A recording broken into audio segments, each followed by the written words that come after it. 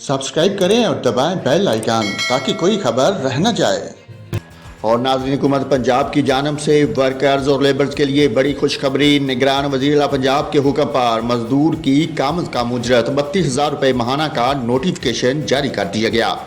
दिहाड़ीदार गैर हुनरमंद मजदूरों को कम से कम उजरत की फराहमी यकीनी बनाने के लिए नोटिफिकेशन में खास तौर पर वाज़ेह किया गया कि योमिया 8 घंटे काम करने की तनख्वाह 1230 रुपये 77 पैसे तस्वर होगी।